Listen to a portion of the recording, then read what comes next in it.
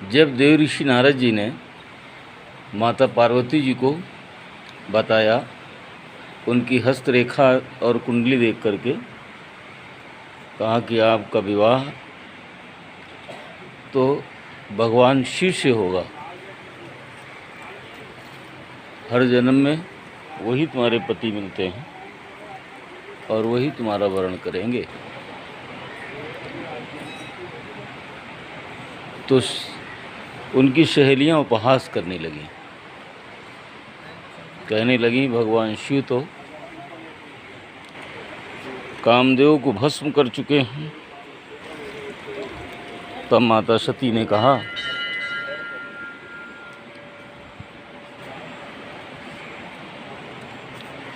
तुम्हारे जान काम अब जारा, अब लग शंभु रहे शविकारा। तुम्हारी समझ में नहीं आता है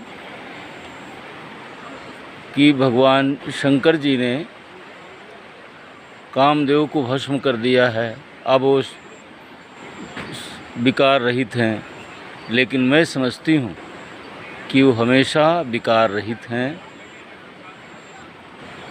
और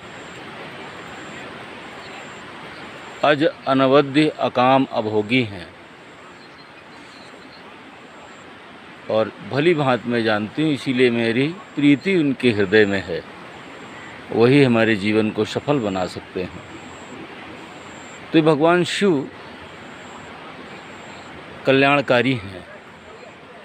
जब इस सृष्टि का निर्माण हुआ तो भगवान शिव जी कैलाश पर्वत पर बैठ गए और जितने भी प्राणी हैं, प्राणी मात्र के वो अधिष्ठाता हैं, संचालक हैं।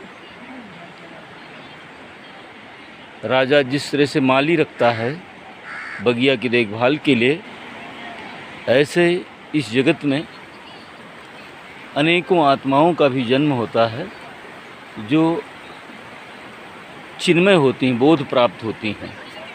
उन बोध प्राप्त आत्माओं को भगवान शिव ही जगत से निकाल कर लाते हैं और आत्मा का बोध कराते हैं और समाज की सेवा में उनको लगा देते हैं। शिव कल्याणकारी हैं। सावन के महीने में हम सब लोग उनका जप करें, ध्यान करें और उनके चरणों में वंदन करें। माँ गंगा के तट पर हम भगवान शिव से प्रार्थना करते हैं कि आप सभी लोग ओम नमः शिवाय, ओम नमः शिवाय, ओम योग योग योगेश्वराय मंत्र का जप करें। शिव के चरणों में ध्यान लगाकर अपनी आत्मा को कल्याणकारी बनाएं, समाज के लिए उपयोगी बनाएं और देवत्व को प्राप्त करें। ओम नमो नारायण। जय हो।